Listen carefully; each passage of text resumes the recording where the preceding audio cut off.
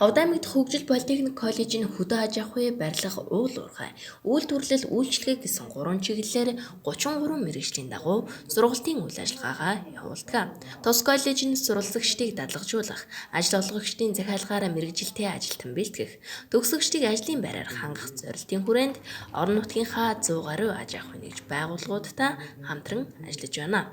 Энэ ч утгаараа байгууллага аж ахуйн нэгж хоорондын уялдаа холбоо, хамтын ажиллагааг бэхжүүлэх, тулгамдж буй асуудлыг олон нийтийн оролцоотойгоор шийдвэрлэх зорилгоор ховд түншлэл арга хэмжээг жил бүр санаачлан зохион байгуулдаг. Энэ уламжлалын дагуу ховд түншлэл 2019 төр хувийн хвшлийн түншлэгчдийн арга хэмжээг 11-р сарын 8-ны өдөр зохион байгуулсан юм а.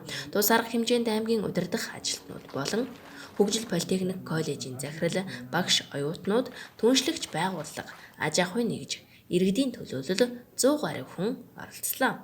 Энэ удаагийн ховд түншлэл 2019 төр хувийн хвшлийн түншлэгчдийн арга хэмжээг аймгийн засаг дарга Дүгүрж авийн ивэл дор зохион байгуулсан бөгөөд мэргэжлийн боловсролын үндэсний зөвлөлийн орон нутгийн салбар зөвлөл, дэлхийн зүүн олон улсын байгууллага, ховд аз за төрийн өмчт хувьцаат компани зэрэг байгууллага дэмжин ажилласнараа онцлогтой юм а.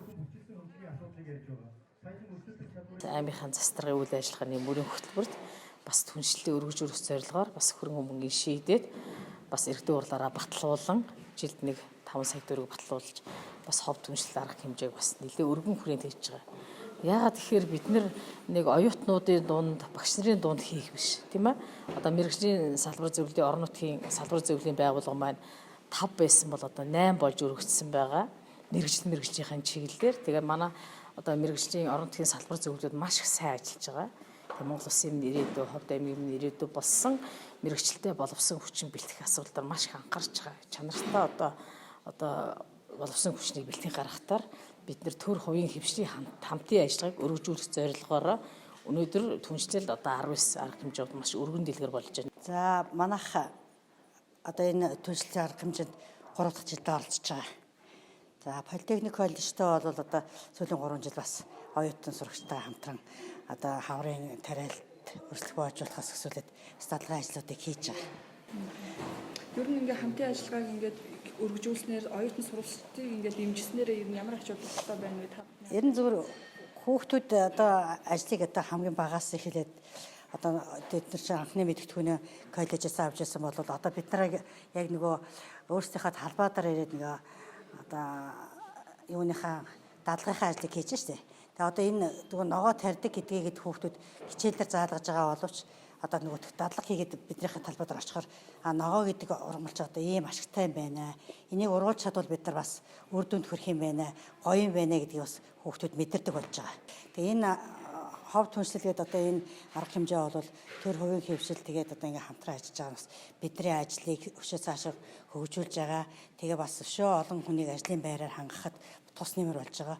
Ийм зөвлөгөө болж байгаа юм аа.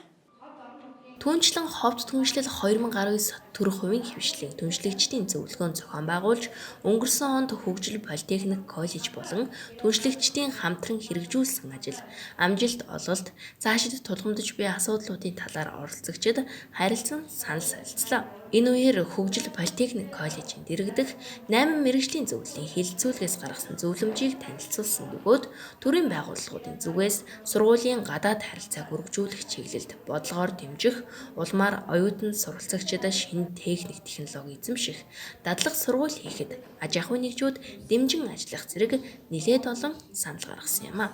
За өнөөдрийн зөвлөгөөнөөр бид нар одоо төр хувийн хвшлийн одоо энэ түншлийн харилцаанд тийм ээ гарч байгаа ахиж дэвшил за мөн дутагдж байгаа зүйл юу байх нь эх жил онд 2020 онд бид бүхэн одоо төр хувийн хвшлийн түншлийн хамтын ажиллагаандаа юуг төлхөө анхаарах уу гэдгээ хэлэлцэн. За манай сургуулийн хувьд онцлог манай сургууль дээр мэргэжлийн 8 зөвлөл ажилладаг байгаа. Энэ мэргэжлийн 8 зөвлөл маань одоо жилд нэгээс 2 удаа хуралддаг. Энэ хуралдаад эндээс гарсан зөвлөмжийг бид нар энэ түншлэлийнхаа арга хэмжээн дээр одоо нэгтгэж хэр бэлтээ байгааг нь дүгнэж, тайлагнаж мөн тэрнийхээ дагуу дахиад ямар арга хэмжээг нэмж авахаар гэсэн зөвлөмжийг шинээр гарсан зөвлөмжийг мөн танилцуулж одоо тавьдаг. Энэ аргаар уламжлалтаараа бид нар одоо өнөөдрийн энэ нэгдсэн зөвлөгөөн дээрээ 2018 түншлэл 2018 хийгдсэн арга хэмжээний хүрээнд гарсан зөвлөмжийнхаа хэрэгжилтийг өнөөдөр дүгнэж байна. За түнчлэн мэрэгжлийн одоо зөвлөлүүд маань хуралдаад энэ жил одоо эх хичээл 2019-20 оны хичээлийн жилд дахиж ямар ажлыг сайжруулж хийх шаардлагатай байна вэ гэдэг ийм зөвлөмжийг гаргаж танилцуулж байгаа. Үүнээс гадна ховд түншлэл 2019 төр хувийн хвшлийн түншлэгчдийн арга хэмжээний үеэр 17 мэрэгжлийн 232 нэр төрлийн бүтээгдэхүүн 81 багц хэрэгслийн үзэсгэлэн гаргаж олон нийтийн хүртээл болголоо.